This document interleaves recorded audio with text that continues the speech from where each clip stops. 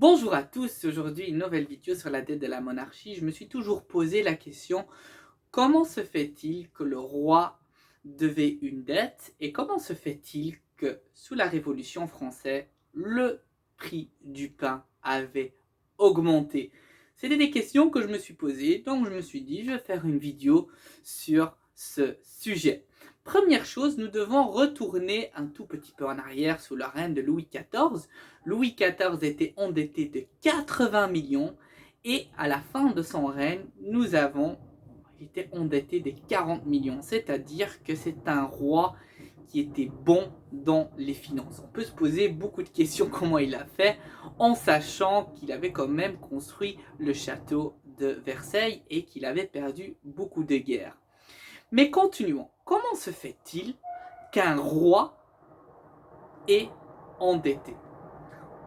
En fait, c'est assez simple. Ça se passe comme ça. Il y a un homme d'une famille extrêmement riche qui va donner de l'argent au roi. Le roi, en contrepartie, lui donne une rente. C'est-à-dire que l'homme de la famille riche lui donne 22 millions et en contrepartie, le roi lui doit tous les ans 2 millions jusqu'à la fin de la vie du créancier. C'est-à-dire que le prêteur, au moment qu'il meurt, il n'y a plus de rente.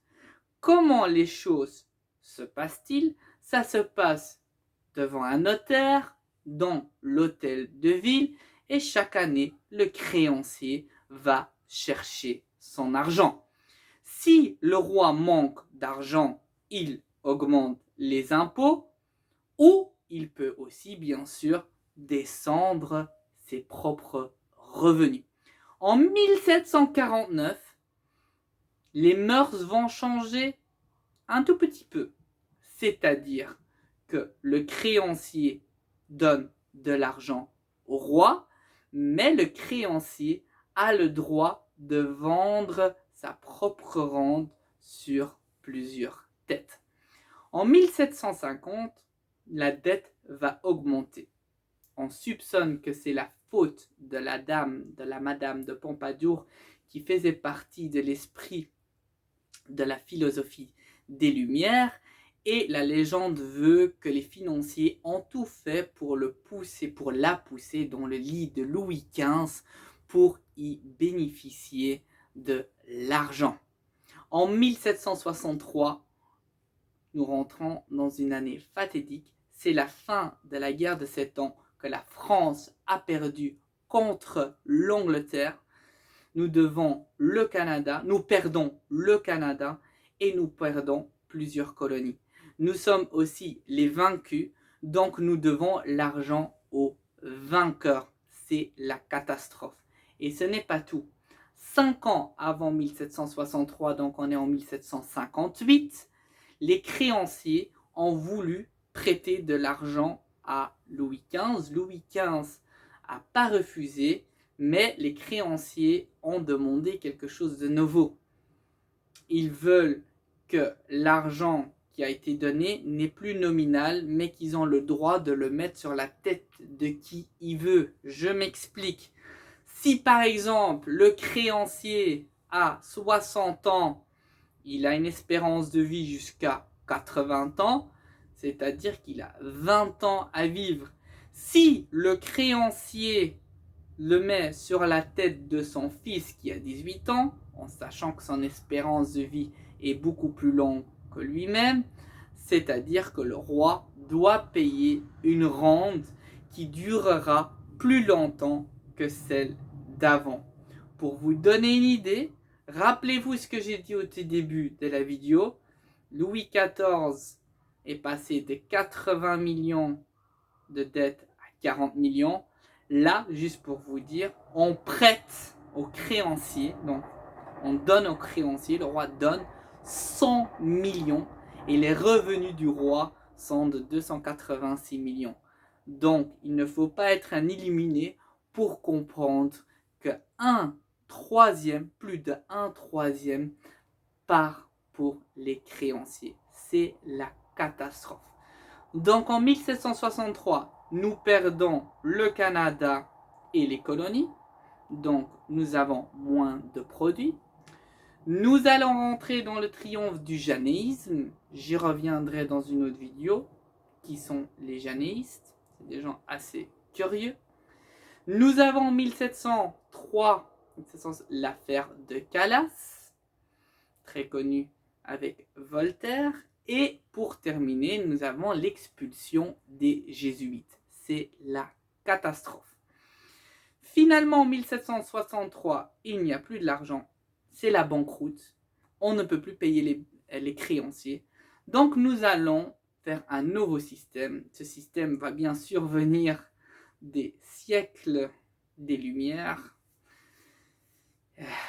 Et on va rentrer dans le libéralisme. Oui, le libéralisme, vous l'avez bien entendu. On appelait ça à cette époque-là la physiocratie. On aimait bien employer des mots que personne ne comprend. On aime bien faire ça encore aujourd'hui. Et l'idée est très simple. On veut faire du pain de la marchandise. Le pain avant n'était pas marchandise. Le pain était sacré. N'oubliez pas que le pain est le corps techniquement des Jésus-Christ. Comment les choses se passaient avant le libéralisme? Il y avait quelqu'un qui récoltait les grains. Ce récolteur devait obligatoirement aller vendre son grain sur le marché le plus proche où ce qu'il a récolté le grain, sous une certaine tarification qui était contrôlée par la police des grains, qui contrôlait la tarification et qui contrôlait aussi que le grain ne soit pas vendu quelque part d'autre avant qu'elle soit vendue le village le plus proche où ce qu'on avait récolté les grains. Donc on supprime ça avec le libéralisme et ce qu'on fait, c'est que celui-là qui propose le plus d'argent reçoit les grains. Donc, qu'est-ce qui se passe? Nous voyons des grands convois avec des chevaux, avec plein de sacs de grains, passer certaines villes. Donc, plusieurs émeutiers vont frapper, bien sûr, ces grands cargos qui vont passer d'une ville à l'autre. La police des grains va être supprimée parce qu'on n'en a plus besoin et ça va être la catastrophe dans le pays et le prix du pain, bien sûr, va augmenter. Celui-là qui propose le plus reçoit les grains. Ce n'est pas tout. Finalement, ça ne va pas prendre. Donc, on remet de nouveau la police des grains, le pain de nouveau devient sacré, il n'est plus marchandise, et nous allons demander d'emprunter de l'argent. Le seul problème, c'est que personne ne veut emprunter de l'argent à un pays qui est en faillite et en banqueroute. C'est la fin de la France. Turgot, homme éliminé, encyclopédiste, anticlérical et économiste avant l'heure, va dire au roi, ou va séduire le roi, va lui dire « j'ai une idée assez bonne ». Il va dire « on va pas augmenter les impôts, on va pas descendre tes revenus, on va pas faire de miracle, mais on va faire du laisser-aller ». Donc il faut remettre de nouveau en place ce libéralisme qui a été déjà fait avant. Le roi finalement va adhérer. Et finalement, Turgot va faire ce qu'il voulait faire. Les gens vont avoir extrêmement faim. Le prix du pain va augmenter de 10 à 30, ce qui est énorme. Et Turgot va aussi supprimer les corporations. Avant, les gens avaient un métier, boucher, boulanger, commençaient au tout début d'un certain niveau et pouvaient monter dans la corporation. Il supprime la corporation. En contrepartie, il va mettre des ateliers de création, des ateliers caritatifs pour les gens qui n'ont plus de travail, qui sont en chômage. Et donc, du coup, des gens qui étaient incorporés dans une corporation se retrouvent à casser des briques. C'était encore une fois la catastrophe. Et aussi au niveau de la morale, c'était très dur pour les gens qui étaient dans une corporation et qui faisaient déjà ce métier pendant des années. Finalement, Turgot va être supprimé par Necker. Necker qui va séduire le roi et qui va dire que ce Turgot est un antilibéraliste, un libéraliste et que ça ne marche pas. Turgot va être supprimé et Necker va prendre la place de Turgot. Juste petite anecdote, Necker est un protestant suisse. Oui, vous l'avez bien, donc un banquier protestant suisse. Tout ce que les Français catholiques détestaient, mais le roi va adhérer à les idées de Necker. Et en 1776, hasard ou pas, nous avons un grand franc-maçon illuminé qui s'appelle Benjamin Franklin Roosevelt qui va demander de l'aide aux Français et il va dire que les Anglais ont envahi leur pays. Est-ce que les petits Français peuvent aider les Américains? Les Français vont dire oui. Le grand problème, c'est qu'ils vont dire oui et qu'ils vont être alliés aux Américains, mais ils vont ni vainqueurs ni vaincus parce qu'ils font juste partie de la guerre. C'est-à-dire, même s'ils gagnent ou ils perdent, ils ne reçoivent pas de sous. Le prix de la guerre de l'Amérique est de 586 millions. Vous l'avez bien entendu, 586 millions. Rappelez-vous quand je vous ai dit Louis XIV avec ses 80 millions et 40 millions. On est très loin de ce sujet. Necker va bien sûr trouver de l'argent. Il va dire au roi, je veux bien te donner de l'argent, mais on va encore une fois changer les mœurs. Les créanciers vont avoir plusieurs têtes, c'est-à-dire que la rente sera divisée en 30.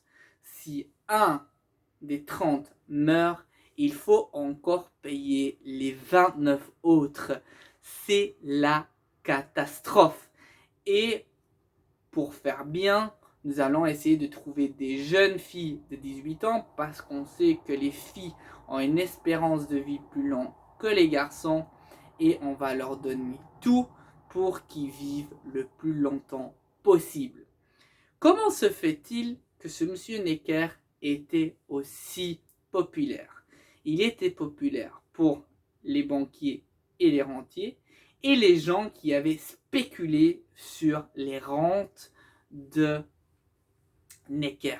Le grand problème est quand Necker a été renvoyé par le roi, il n'y avait plus de rente qui rentre, plus de rente et plusieurs personnes honnêtes aussi se sont suicidées parce qu'ils ont été dans le même bateau que Necker et avaient acheté sa rente. Donc c'était une catastrophe encore une fois. Mais ce n'est pas tout. On pourrait aussi donner un autre exemple. Par exemple, Robespierre est aimé par les gens de la tribune. Voilà, pour vous dire un exemple, ils n'ont pas toujours été aimés par le peuple. Le peuple avait juste faim et voulait manger du pain. En 1783, nous allons faire encore quelque chose d'extrêmement remarquable. Nous allons faire un traité de paix avec les Anglais. Les Anglais qu'on a combattus en Amérique, ce qui est quand même assez étonnant. Et en 1786, libre-échange de la marchandise. Et la marchandise en Angleterre est moins chère. Ils ne font pas mieux, mais ils font travailler les enfants et les femmes. On va avoir de la marchandise et nous allons avoir encore des gens au chômage. Donc nous voulons encore augmenter les impôts. L'hiver est extrêmement rude et on refuse d'augmenter les impôts. Donc qu'est-ce qu'on va faire? On va s'attaquer à l'Église. L'Église va perdre ses moyens. On va vendre tous les biens de l'Église et ça sera la fin de l'Église. Voilà en grosso modo ce qui s'est passé dans l'époque de Louis XVI et comment se fait-il que la monarchie a une dette. J'espère que vous avez adhéré à la vidéo. N'hésitez pas de mettre votre petit pouce vers le haut et si vous avez des questions, posez-les moi dans les commentaires. À bientôt et à très vite pour une nouvelle vidéo.